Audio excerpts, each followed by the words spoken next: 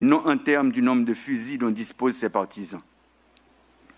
Un plan de contrôle strict des armes à feu et des munitions est en phase de préparation. Nous avons sollicité et continuons de solliciter l'aide de tous les pays de la région qui ont fait ou font encore l'expérience des méthodes de lutte contre les organisations criminelles transnationales. Des approches sont en cours en vue de convaincre tous les membres du Conseil de sécurité des Nations Unies de la nécessité de changer le statut de la mission de sécurité et de support à la police. Nous remercions les membres des gouvernements de la CARICOM, du Kenya et des pays amis qui nous aident depuis des années à atteindre cette stabilité. Plusieurs démarches ont été entreprises en vue de permettre de mieux nous attaquer aux défis que représentent les gangs pour la sécurité publique. D'autres sont en cours auprès de plusieurs instances internationales et gouvernements pour renforcer la capacité de la police nationale et celle des forces armées d'Haïti. L'inauguration de la base militaire Vertia de Tabar, le 18 novembre 2024, est venue concrétiser le retour de nos soldats dans le combat pour la défense de la démocratie. Depuis le 2 octobre 2023, soit depuis plus de 14 mois, la mission multinationale de soutien à la sécurité a été approuvée par les pays membres. Ceci sans que l'effectif total de cette force ait pu atteindre 1000 membres, voire les 2500 auxquels on s'attendait. Le Conseil national de sécurité a finalement vu le jour lors du dernier Conseil des ministres. C'est une instance stratégique importante qui facilitera la reprise en main du territoire national. Elle dotera l'État haïtien d'un lieu d'où pourront être coordonnées et suivies toutes les étapes des opérations de protection, de contrôle et de reconquête de nos espaces vitaux. Année 2024, là, plus passé 5000 personnes mourir. Nous dans la guerre. Année 2025, là, nous continuons à faire la guerre. Gangsters ont déclaré la guerre contre la population, nous-mêmes, nous déclarons la guerre contre tout gangster. Tout gangster qui a assassiné le peuple, qui a boulé l'hôpital avec l'école, qui a violé grand monde, petit monde, qui a fait trafic d'armes, qui a vendu monde, qui a trafiqué organes femmes et garçons haïtiens. Tout conseil présidentiel, transition, premier ministre là, avec tout gouvernement, toute boîte l'État, toute collectivité, nous dans la guerre contre l'insécurité. Mais nous connaissons peuple qui pour sauver peuple. Peuple là sous la défensive. Peuple là en situation de légitime défense. Et nous connaissons, quand le proverbe l'a dit, toute bête gênée mordée. Dans la guerre, ça, peuple là doit accompagner la police avec l'armée. Peuple là doit accompagner agents force multinationales là, Jean Refel dans la Tibonite là. Dans la guerre, ça, tout le monde là-dedans, tout le monde doit avoir l'idée. Tout le monde doit porter coller avec la police communautaire. Dans la guerre, ça, le conseil présidentiel là, a joué partition pâle. Le premier ministre là, le gouvernement a joué paille. Ou même professionnels, artistes, businessmen, techniciens, timachan, revendeuses, paysans, paysannes, travailleurs en Haïti ou bien en diaspora, il faut qu'on joue partition pâle. Parce que nous toutes nous concernons. Dans la guerre, ça, nous avons demandé aux paysans minouyo pour aider à faire la guerre pour rétablir les droits de l'homme, pour empêcher les armes et munitions d'entrer dans le pays d'Haïti et pour continuer à aider nous à protection, manger et soins dans tout camp réfugié et rapatrié dans le pays. Le Conseil national de sécurité et CSPN a dirigé la guerre. L'objectif de la guerre, c'est mettre la paix dans le pays, pacifier le pays pour aller à l'élection. Bon gens élection pour nous choisir candidats. Candidats dans Kazek, candidats dans la commune, candidats dans tout département, candidats pour présidence. Parce que, vle pas vle, a bien élection dans fin année ça. Je ne peux pas demander nos patience. Parce que patience PAM, li bout déjà. Nous parlons ensemble pacifier le pays pour nous voter une constitution qui répond à la réalité moment. Année ça, pas demander ça Haïti qu'a fait pour vous. Demander tête nous, qui ça nous qu'a fait pour Haïti. Qui gens nous qu'a organisé nous pour nous aider à défendre quartier nous à concours force l'ordre. Année 2025 là, nous avons estimer l'espoir dans le pays.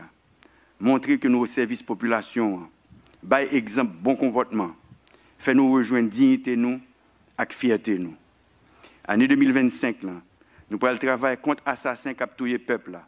Nous pourrons ouvrir la route, mettre sécurité dans le port, dans l'aéroport, pour nous circuler libre et libre. Même après dire encore, il faut que tout le monde a veillé. Nous-mêmes, dans les têtes de l'État, nous mettons tous les moyens à disposition, braves policiers et braves soldats, pour porter la victoire sous gang et pour permettre la vie de reprendre dans le pays. Nous-mêmes, dans la tête de l'État, nous avons fait toute qualité de négociation pour nous gagner plus de policiers, plus de soldats, plus de policiers et soldats internationaux, pour nous isoler les gangs, démanteler et consolider les quartiers chauds, pour toute boîte de l'État qui a recommencé à service. Ouvrir l'école, bailler élèves manger, ouvrir l'hôpital avec centre de santé, encadrer sportifs et artistes, faire assainissement, faire travail communautaire pour mettre hygiène et pour mettre cob dans les poches jeunes.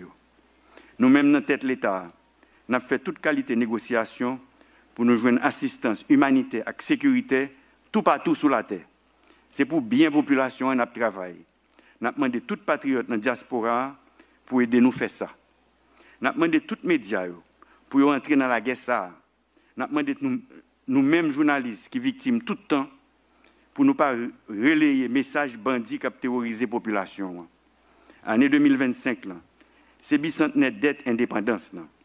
1825-2025, ça fait 200 ans depuis la France a fait nous payer sous menace toute route, toute infrastructure plantation avec esclaves que les colons ont établis sous le pays. Haïtiens de tous côtés, en nous saisi tête nous. Mesdames, Messieurs, Haïti a proclamé son indépendance après cette guerre implacable menée contre les colons français pour faire valoir le droit naturel et imprescriptible à la liberté, qui était d'ailleurs consacré par le droit positif français de l'époque à travers la Déclaration des droits de l'homme et du citoyen en 1789. Cette déclaration stipule en son article 1er que les hommes naissent et demeurent libres et égaux en droit. Ce texte pose les bases mêmes de la République et de la démocratie. Pourtant, l'histoire nous rappelle qu'en avril 1825, la France, par le truchement de l'ordonnance de Charles X, a imposé à Haïti le versement d'une forte indemnité pour la reconnaissance de sa liberté dûment acquise par la détermination et le courage de ses valeureux ancêtres. Outre la dette de l'indépendance, notre jeune État a versé de fortes rançons à plusieurs hautes puissances dominantes au XIXe et XXe siècle. Cette injustice inqualifiable constitue une meurtrissure qui ne cesse de hanter notre mémoire et malheureusement, le paiement de ces rançons a contribué à compromettre de manière significative les perspectives de développement de la jeune nation. Par conséquent, nous devons envoyer un message clair aux différents peuples de la planète. Haïti réclame la restitution de cette rançon et la réparation des torts causés par l'esclavage, reconnu depuis des années comme un crime contre l'humanité. En d'autres termes, ce n'est pas une simple revendication, mais une nécessité pour que notre nation puisse retrouver la voie de la prospérité et du respect. En ce sens, je vous invite aujourd'hui toutes les associations, les organisations internationales, les artistes et citoyens illustres, à travers vos actions, vos voix et votre engagement, à faire entendre cette exigence. Nous remercions toutes celles et tous ceux, toutes les organisations qui, depuis plusieurs années, se sont lancées dans la dénonciation du tort fait à Haïti depuis 1825. En effet, l'heure est venue de réécrire notre histoire économique, tout comme nos ancêtres ont écrit l'histoire de notre liberté. Si nous ne pas payer dette ça pendant plus passé 100 années, nous ne pas en retard comme ça, je dis. Chers compatriotes, mes frères et sœurs haïtiens, nous ne pouvons ignorer l'urgence que représente le changement climatique pour notre nation. Haïti, en tant que pays insulaire, au cœur de la région des Caraïbes, figure parmi les nations les plus vulnérables aux effets dévastateurs de cette crise mondiale. Durant l'année 2024, nous n'avons pas été frappés par des cyclones, mais nous avons constaté les inondations provoquées par de simples pluies au Cap-Haïtien, au Cayes, à Port-de-Paix, à Jérémie, pour ne citer que ces villes. Nous sommes très vulnérables. Il est de notre devoir collectif d'affronter ces défis avec détermination et de plaider pour une action concertée, tant au niveau national qu'international, afin de préserver notre environnement et garantir un avenir durable pour les générations futures. Il est essentiel que la communauté internationale reconnaisse la contribution négligeable d'Haïti au réchauffement climatique mondial et apporte un soutien concret sous forme de financement climatique, de transfert technologique et d'assistance technique.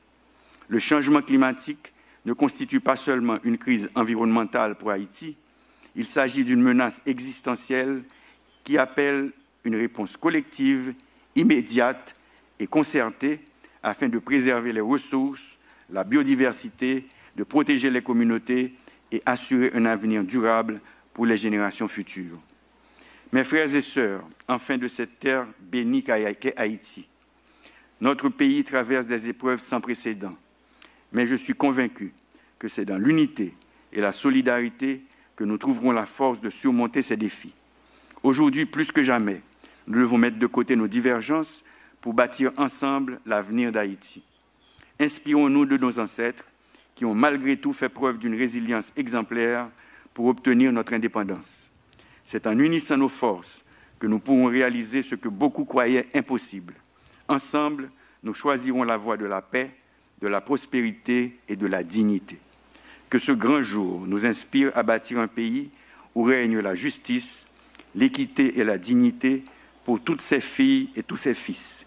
Qu'il nous guide à rebâtir notre pays en restaurant l'autorité de l'État, en organisant des élections honnêtes, crédibles et transparentes et en améliorant les conditions de vie de la population. Je vous souhaite, ainsi qu'à vos familles, à toutes celles et tous ceux que vous représentez, une bonne et heureuse année 2025, pleine de succès, de santé et de bonheur. Vive l'indépendance, vive l'unité nationale, vive Haïti. Je vous remercie.